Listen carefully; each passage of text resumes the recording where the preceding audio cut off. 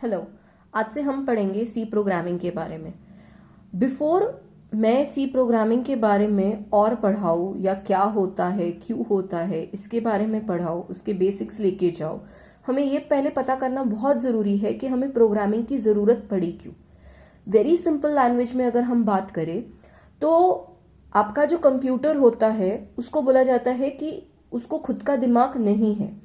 आपको जो भी करवाना है कंप्यूटर से आपको उसको इंस्ट्रक्शन देना पड़ेगा। जैसे अगर मुझे कोई कंटेंट कॉपी करना है सी ड्राइव से डी ड्राइव में, क्या हम कंप्यूटर को सीधा सीधा बोल दे कि ए कंप्यूटर प्लीज कॉपी कर सी ड्राइव से डी ड्राइव में? अगर हो जाता तो शायद हमें प्रोग्रामिंग की जरूरत ही कभी पड़ती नहीं।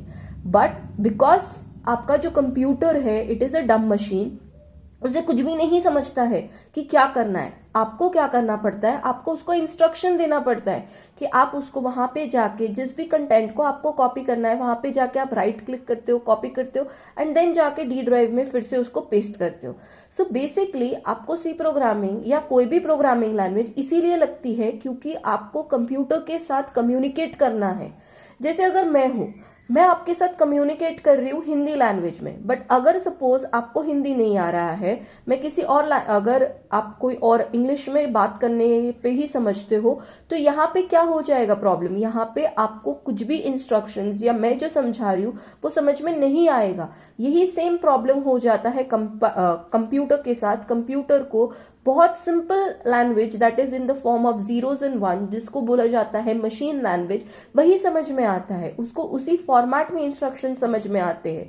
But learning that language of zeros and ones is very difficult for any human. इसीलिए बहुत सारे अलग अलग प्रोग्रामिंग लैंग्वेजेस डेवलप हुए या यू कैन से आते गए। सो बेसिकली आपको प्रोग्रामिंग लैंग्वेज, कोई भी प्रोग्रामिंग लैंग्वेज इसीलिए लगता है कि आप क्या कर सको, आप कंप्यूटर के साथ एफिशिएंटली बात कर सको या उसको कोई इंस्ट्रक्शन दे सको कि आपको एक्चुअली एक्सपेक्टेड क्या है। सो आई होप यहां तक आपको समझ में आया होगा that why do you need a programming language.